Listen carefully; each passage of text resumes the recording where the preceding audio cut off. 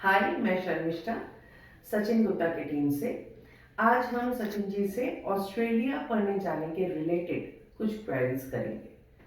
Sachin, normally students को बहुत सारी क्वेरीज होते हैं ऑस्ट्रेलिया जाने को लेकर, फंड रिलेटेड। करेक्ट। राइट, सो आप बताइए कि फंड्स क्या होते okay, so first of all very good morning. Shamita, ये जो आपने क्वेश्चन पूछा है कि ऑस्ट्रेलिया पढ़ने के लिए ये जो टर्म है फंड्स, इसका मतलब क्या होता है, इसका क्या कंपोनेंट होता है, सो मैं लेट मी एक्सप्लेन। ऑस्ट्रेलिया में पढ़ने के लिए आपको पहले साल के फंड्स दिखाने हैं irrespective of your course duration. चाहे आपका कोर्स बैचलर्स डिग्री है चाहे मास्टर्स डिग्री है, आपको पहले साल के ही फंड्स दिखाने होते हैं एज अवेलेबल। तो फंड्स में ऑस्ट्रेलिया फंड्स में बेसिकली चार कंपोनेंट्स होते हैं। पहले साल का ट्यूशन फीस, पहले साल का लिविंग एक्सपेंसेस, एयर फेयर और ओवरसीज हेल्थ कवर।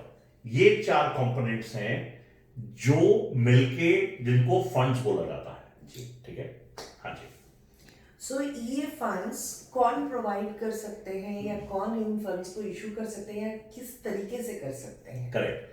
सो जब आप बोलते हो कि कौन प्रोवाइड कर सकते हैं, इसका मतलब कि कौन ये फंड्स दिखा सकता है। ओके, सो ऑस्ट्रेलिया में एक जेन्युइन टेम्पररी एंट्रेंस प्रोसेस है। ऑस्ट्रेलियन हाई कमीशन ने, ऑस्ट्रेलियन गवर्नमेंट ने एक प्रोसेस सेट किया है जो सारी यूनिवर्सिटीज फॉलो करती हैं। उसके तहत बेसिकली आपकी इमीडिएट फैमिली ये फंड्स दिखा सकती है। मतलब अगर आप एक अनमैरिड सिंगल स्टूडेंट हो तो आपके पेरेंट्स, आपके सिबलिंग्स, आपके ग्रैंड पेरेंट्स, ये लोग फंड्स दिखा सकते हैं। राइट, अगर आप एक मैरिड स्टूडेंट हो, ठीक है, तो आपके अपने फंड्स, आपकी वाइफ के फंड्स, ये आप लोग आपके पेरेंट्स के फंड्स, दोनों साइड के पेरेंट्स, मतलब वाइफ भी अपने पेरेंट्स के फंड्स दिखा सकती है और जो स्पाउस होगा वो भी अपने पेरेंट्स के फंड्स दिखा सकता है।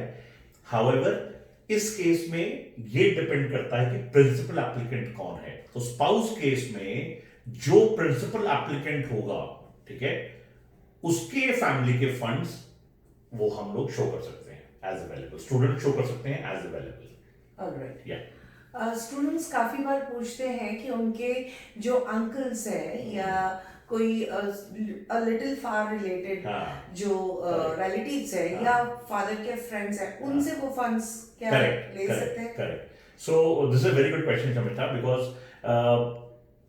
ये क्वेश्चन बेसिकली पिछले क्वेश्चन और उसके जवाब पे ही ऐड हो रहा है कि थर्ड पार्टी फंड्स, जो मैंने जैसे बोला कि इमीडिएट फैमिली या ग्रैंड पेरेंट्स, इनके अलावा क्या कोई फंड्स दिखा सकता है? ओके, ऑस्ट्रेलिया में सपोज आपने $1 दिखाना है, मैं एग्जांपल लेता हूं, ठीक है, अगर आपने $1 आपको रिक्वायरमेंट है फंड दिखाने का, तो थर्ड पार्टी फंडिंग वो भी एक किसी आपके रिलेशन में, ठीक है, 20% तक हम दिखा सकते हैं। राइट, जो ऑस्ट्रेलियन यूनिवर्सिटीज हैं जो प्राइमरीली जीटी अप्रूव करती हैं, वो बहुत सारी यूनिवर्सिटीज हमें हमेशा ये ट्रेन करती हैं, हमें हमेशा एक गाइडेंस देती हैं कि आप जो थर्ड पार्टी फंडिंग है वो 20% तक ही रखिए, वो एक्सेप्ट कर सकते हैं।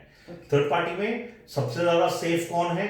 आपके चाचा, मामा, ताया, यानी कि अंकल्स और आंट्स, कोई बुआ, मासी, ये सब आपके जो रिलेटिव्स हैं, यहां तक ही हम रखें। मैं कभी भी एडवाइस नहीं करता कि स्टूडेंट की फैमिली के फ्रेंड्स, मतलब आपके पेरेंट के, आपके मदर या फादर के कुछ फ्रेंड्स हैं, वो फंडिंग दिखाएं, ठीक है, वो बहुत एक अनसेफ ऑप्शन है। सो मैं इसको समराइज करूं तो पहले इमीडिएट फैमिली, देन 20% आपका अंकल और आंट फंड्स। एक सवाल बच्चे बहुत फ्रीक्वेंटली पूछते हैं कि ये नए फंड्स, ओल्ड फंड्स, ये इनका मतलब क्या है या how old the fund should be, how to manage this funds, इसके बारे में आप। ओके, सो शमिष्ठा, ये जो आपका क्वेश्चन है कि फंड्स नए हों पुराने हों, अगर नए हों तो वो एक्सेप्टेबल हैं कि नहीं है, पुराने हो तो कितने पुराने हो। ओके, सो अब नया पुराने वाला कोई ऐसा रेगुलेशन नहीं है, एक्सेप्ट ऑस्ट्रेलियन यूनिवर्सिटीज या हाई कमीशन क्या देखता है कि सपोज आपके बैंक में कुछ रिसेंट डिपॉजिट्स हैं, बड़ी एंट्रीज हैं, तो उनका वो सोर्स मांगते हैं, ठीक है, कि अगर सपोज आपके अकाउंट में आपने बहुत कोई रिसेंट एंट्री दिखा रहे हो 2 लाख 4 लाख 5 लाख 10 लाख, राइट, तो आपको उनका सोर्स दिखाना पड़ता है कि वो पैसा आया कहां से है, ठीक है। तो पैसा अगर नया भी है does not make a difference as long as आप जस्टिफाई कर पाओ कि वो उसका सोर्स क्या है। मैं आपको एग्जांपल देता हूं, कई बार बहुत सारे केसेस में हमने देखा है कि स्टूडेंट की फैमिली ने कोई प्रॉपर्टी सेल की होती है, ठीक है। तो अगर कोई प्रॉपर्टी सेल की होगी आपने, तो जो उसका पैसा आएगा वो obviously it would be a bigger amount, बड़ा अमाउंट होगा। तो अगर वो ऑब्वियस नई एंट्री है और उसके साथ हम प्रूफ लगा रहे हैं कि ये प्रॉपर्टी बिकी है, एक फैमिली ने प्रॉपर्टी बेची है, उसका सेल एग्रीमेंट है, उसका रजिस्ट्री है, तो वो एक्सेप्टेबल सोर्स ऑफ फंड में, acceptable source of recent funds में गिना जाएगा, ठीक है। और जहां तक पुराने का सवाल है, जो फंड्स ये एक दो चीजें टैंडम इकट्ठी चलती हैं। मतलब अगर आपके पास आईटीआर इनकम टैक्स रिटर्न्स हैं annual minimum 7 to 8 lakh rupees पिछले 2 से 3 साल की, ठीक है, तो आपके फंड्स अगर 6 महीने पुराने हैं और आपकी इनकम टैक्स रिटर्न्स आपकी फैमिली की वो दिखा रही हैं कि आपका आपके parents annually 7 to 8 lakh rupees earn कर रहे हैं, तो वो भी एक्सेप्टेबल सोर्स ऑफ फंड्स में, एक्सेप्टेबल वे ऑफ फंड्स में गिना जाता है।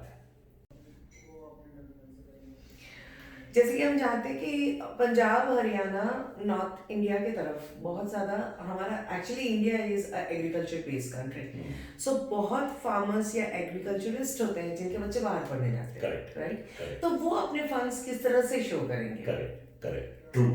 पंजाब और हरियाणा बेसिकली एक एग्रीकल्चरल स्टेट्स हैं जहाँ पे बहुत सारे स्टूडेंट्स हैं जिनका बैकग्राउंड, जिनके पेरेंट्स का बैकग्राउंड एग्रीकल्चर से रिलेटेड होता है, ओके। सो देखिए, एग्रीकल्चरिस्ट के केस में अब 2 तरह के डॉक्यूमेंट्स होते हैं, ओके।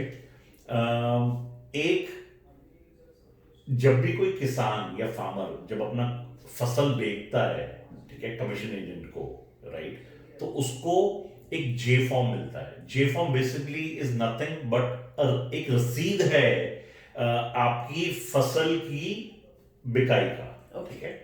तो सेकंड, बहुत सारे फार्मर्स हैं जो अपने इनकम टैक्स रिटर्न्स फाइल करते हैं जिसमें एग्रीकल्चर इनकम अपनी डिक्लेयर करते हैं, ओके, ठीक है। तो अगर एक किसान के पास या एग्रीकल्चरिस्ट के पास इनकम टैक्स रिटर्न्स हैं पिछले 2 साल की जिसमें एग्रीकल्चर इनकम डिक्लेयर्ड है, वो डॉक्यूमेंट चलेंगे। सेकंड, कई बार एग्रीकल्चरिस्ट इनकम टैक्स रिटर्न्स नहीं फाइल करते हैं, तो फिर उस केस में हमें जे फॉर्म्स के साथ तहसीलदार से एक एग्रीकल्चर इनकम सर्टिफिकेट बनवाना पड़ता है, जिसमें तहसीलदार एक बॉडी है या एक ऑथराइज्ड पर्सन है जो ये डिक्लेयर करता है कि एक एग्रीकल्चरिस्ट का एनुअल इनकम क्या है। तो वो एक सर्टिफिकेट फिर मैंडेटरी हो जाता है अगर आईटीआर नहीं है या आईटीआर में है और उसमें एग्रीकल्चर इनकम डिक्लेयर्ड नहीं है। Sachin ji, thank you so much. आपसे जितने भी सवाल मैंने किए उनकी जो आंसर्स थी उसकी बहुत क्लैरिटी थी। It was really a great time having with you. Right, so I am so happy Shamita कि आज we been able to discuss topics जो स्पेसिफिक फंड्स को लेके हैं और वो भी ऑस्ट्रेलिया में पढ़ने के लिए। तो thank you guys, I hope आपको कुछ इन्फॉर्मेशन इससे आप ले पाएंगे इस वीडियो से। आपको और इन्फॉर्मेशन, डिटेल इन्फॉर्मेशन, अपना प्रोफाइल असेस करवाना है तो आप प्लीज नीचे दिए हुए नंबर्स पे कॉल कीजिए या हमें ईमेल कीजिए और आप हमारे ऑफिस भी आ सकते हैं। Then you can meet me, my team, and हम लोग आपको आपका प्रोफाइल डिटेल में भी डिस्कस करेंगे, right. Until then, thank you so much.